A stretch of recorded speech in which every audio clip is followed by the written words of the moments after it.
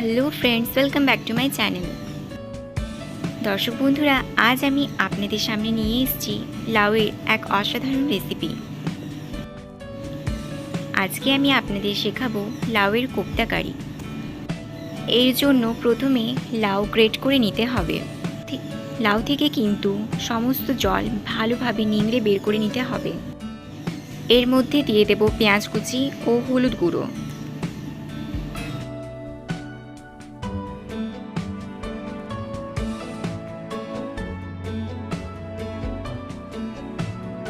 দিয়ে দেব 1 কাপ পরিমাণ বেসন।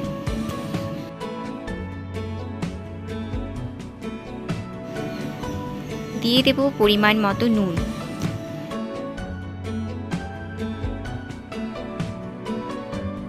দিয়ে দেব 1 চামচ আদা রসুন বাটা।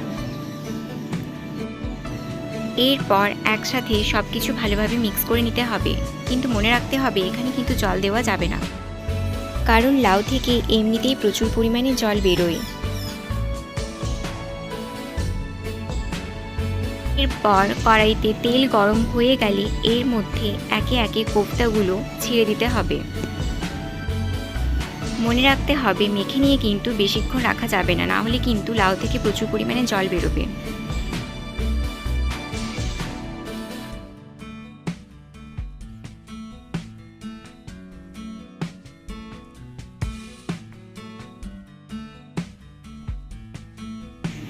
এরপর কোফতাগুলো লাল লাল করে ভেজে তুলে নিতে হবে।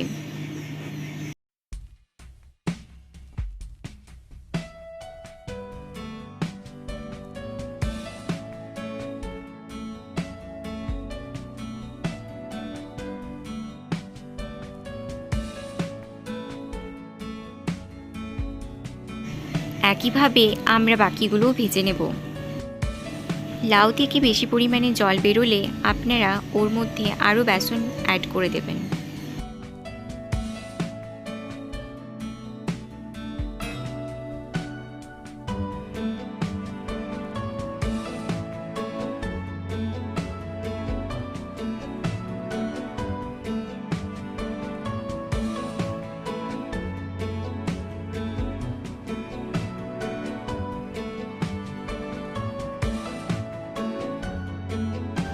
কোফতাগুলো কিন্তু একদম লো ফ্লেমে ভেজে নিতে হবে, না হলে কিন্তু হাই ফ্লেমে ভাজলে ভেতরে কাঁচা ভাবটা থেকে যেতে পারে।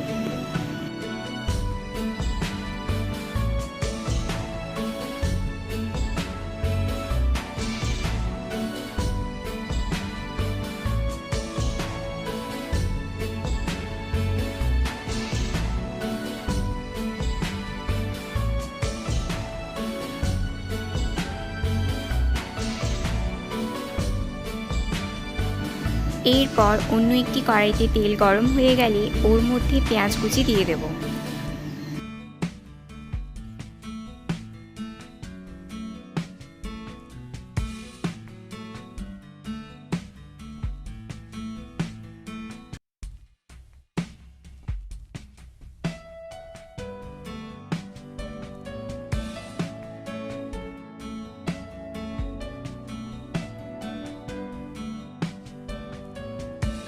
পেঁয়াজটা ভাজা ভাজা হয়ে গেলে দিয়ে দেব 1 চামচ আদা রসুন ও কাঁচা লঙ্কা বাটা, আর দিয়ে দেব টমেটো বাটা।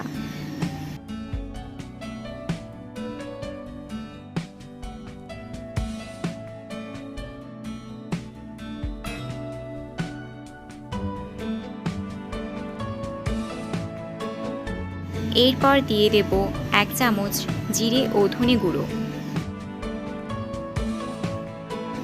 এরপর দেব হাফ চামচ হলুদ গুঁড়ো।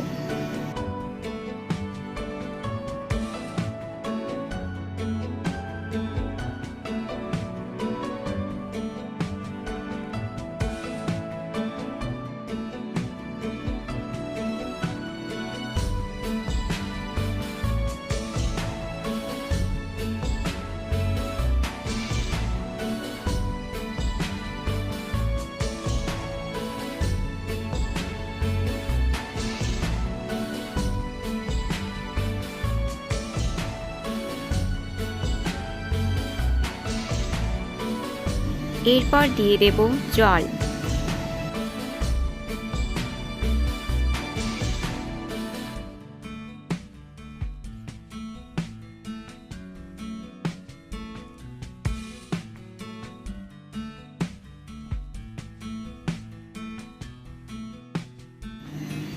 আরেকটু টেস্ট বাড়ানোর জন্য আমি এখানে টমেটো কেচাপ ব্যবহার করছি। আপনারা চাইলে এটা স্কিপ করতে পারেন। এছাড়াও আপনাদের যদি ইচ্ছে হয় তাহলে আপনারা এর মধ্যে ফ্রেশ ক্রিম ব্যবহার করতে পারেন।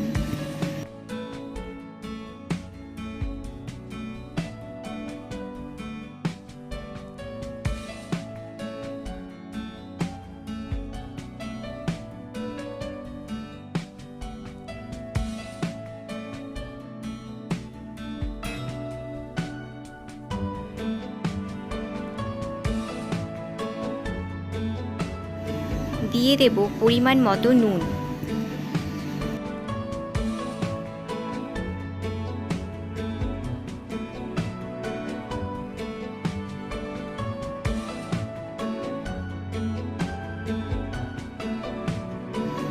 এরপর ভেজে রাখা কোফতাগুলো একে একে দিয়ে দিতে হবে।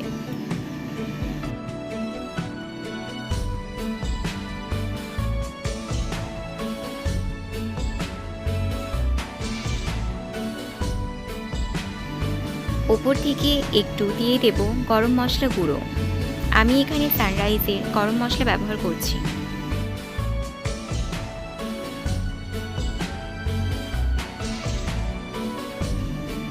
ওপর থেকে একটু ধনেপাতা কুচি ছড়িয়ে দিতে হবে।